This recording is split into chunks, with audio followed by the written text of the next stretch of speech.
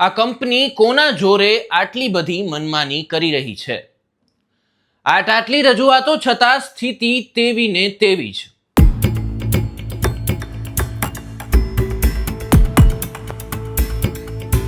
મત વિસ્તારની વાત કરું સાહેબ, તો અંબુજા સિમેન્ટ કંપની છે, એ અંબુજા સિમેન્ટ કંપની તરફથી જે કોલસો મંગાવવામાં આવે છે વિદેશથી, અને વિદેશથી કોલસો મંગાવવામાં આવે છે ત્યારે પરિવહન દ્વારા પણ રસ્તામાં ખેડૂતોના ખેતરોમાં ખૂબ ઉડે છે. તેમજ જે જગ્યાએ સ્ટોરેજ કરે છે એની આજુબાજુમાં 14 જેટલા ખેડૂતોની જમીન ખરાબ થઈ છે અને કૂવાના પાણી પણ લાલ થઈ ગયા છે, માટે એ ખેતી કરી શકતા નથી. અહીં ગેરકાયદેસરનું ખનન થઈ રહ્યું છે, છતાં પણ કોઈ કાર્યવાહી કેમ કરવામાં નથી આવતી?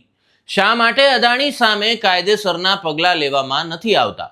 શું ધનિક હોવાનો મતલબ એવો છે કે લોકોના સ્વાસ્થ્ય અને પર્યાવરણનો કોઈ ખ્યાલ નહીં રાખવાનો? આ તમામ શબ્દો કોડીનારના અંબુજા સિમેન્ટની કંપનીની આસપાસ આવેલા વડનગર, લોઢવા અને સિંગસર ગામના લોકોના છે, જેઓનું કહેવાનું છે કે અદાણીની અંબુજા સિમેન્ટ કંપની અહીં બેફામ પ્રદૂષણ ફેલાવી રહી છે, જેના કારણે સ્થાનિકોને ભારે હાલાકી પડી રહી છે. અત્યારે અદાણીના પાપે સ્થાનિકોને શ્વાસ લેવામાં પણ તકલીફ પડી રહી છે. આ બાબતે અનેક વખત સ્થાનિકો દ્વારા ફરિયાદ અને અનુરોધ કરવામાં આવ્યો છે, પરંતુ કોઈ જ નિરાકરણ નથી આવ્યું. ગામ લોકોના ઘરમાં સિમેન્ટની રજ ઉડીને પડતી હોય છે, તો બોરમાંથી કેમિકલ વાળું લાલ પાણી પણ બહાર આવતું હોય છે. વધુમાં વાત કરીએ તો ઘરના આંગણામાંથી લઈને અગાસી સુધી કંપનીનું સિમેન્ટ ઉડીને આવે છે. આવી સ્થિતિમાં શ્વાસ લેવો પણ અઘરો પડી જાય છે. એટલું જ નહીં, પરંતુ કંપનીના ટ્રકો બેફામ રીતે પરિવહન કરી રહ્યા છે. કેમિકલ વાળા લાલ પાણીને કારણે ખેડૂતોની મહેનત ઉપર પણ પાણી ફરી વળે છે. આ તમામ સ્થિતિનું નિર્માણ થયું છે. અહીંના લોકો ખૂબ જ પરેશાન થઈ રહ્યા છે. સામાન્ય લોકોની સાથે સાથે પશુઓ પણ ક્યાંક ને ક્યાંક ચોક્કસથી આ પ્રદૂષણનો સામનો કરી રહ્યા છે. મહત્વનું છે કે ચિત્ર જ્યારે વિચિત્ર સ્વરૂપે સામે આવે ત્યારે સ્થાનિકો અવાજ ઉઠાવે તે વાત સ્વાભાવિક છે. ગ્રામજનોએ અંબુજા કંપની દ્વારા થઈ રહેલા આ બેફામ પ્રદૂષણ મામલે જિલ્લા કલેક્ટર, ખનન વિભાગ અને જીપીસીબીને વખતો વખત રજૂઆત કરી હોવા છતાં પણ કંપનીના ટ્રકો બેફામ રીતે અહીં ધમધમી રહ્યા છે. એટલું જ નહીં, પરંતુ સ્થાનિકો દાવો કરી રહ્યા છે કે પર્યાવરણના સરકારના નીતિ નિયમોને નેવે મૂકી અંબુજા કંપની દ્વારા ગેરકાયદે ખનન કરવામાં આવી રહ્યું છે. વધુમાં માઇનિંગ લીઝને બનાવી અને પ્રોટેક્શન વોલ અને ફેન્સિંગ તાર પણ લગાવ્યો નથી. સ્થાનિકોએ કંપનીની મનમાની સામે રીતસરનો રોષ ઠાલવ્યો છે. ધરતીપુત્રોનું તો કહેવું છે કે કેમિકલ યુક્ત પાણી પહેલાથી તેમના માટે માથાના દુખાવા સમાન મુદ્દો છે. ત્યારે વધુમાં જમીનો પણ ધસી જવાની ભીતિ તેમને સેવાઈ રહી છે. ગૌચરની જમીનમાંથી કંપનીએ રસ્તો કાઢ્યો છે. નિયમ મુજબ કંપનીએ હેક્ટર દીઠ 1500થી વધુ વૃક્ષો વાવવાના હોય છે. તે નિયમનું પણ પાલન કર્યું નથી.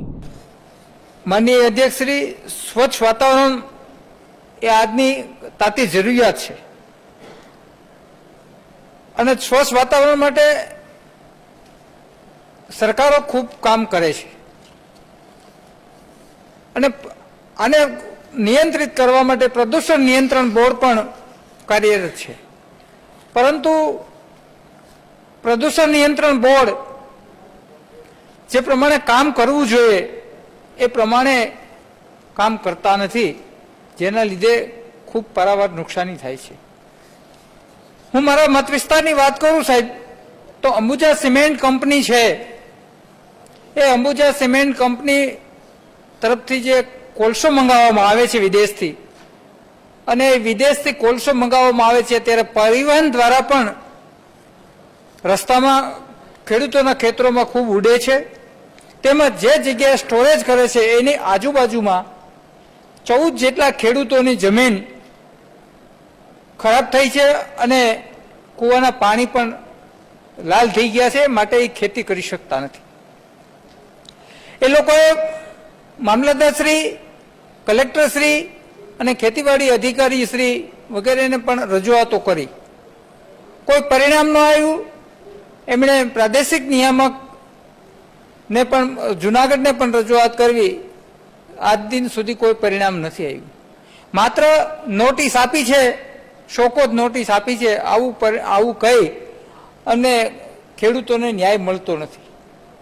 એટલે મારી આ ગૃહ સમક્ષ વિનંતી છે કે જે આ 14 ખેડૂતોની જમીન બગડે છે, એના કૂવાના તળ ખરાબ થઈ ગયા છે, એમને ન્યાય મળે અમને. અને અંબુજા સિમેન્ટને આ સ્ટોરેજ જે કરે છે એના લીધે ખેડૂતોને નુકસાન થાય છે, એમાં એમને એવી કોઈ સુવિધા કરી આપવામાં આવે અથવા સુવિધા કરવા માટે કંપનીને કહેવામાં આવે કે ભવિષ્યમાં ખેડૂતોને નુકસાન ન થાય. આ મામલે એમએલએ મોહનભાઈ વાડાએ આક્ષેપ કરતા કહ્યું છે કે પ્રદૂષણ નિયંત્રણ બોર્ડ જે પ્રમાણે કામ કરવું જોઈએ તે પ્રમાણે કામ કરતા નથી, જેના કારણે પારાવાર નુકસાની થાય છે.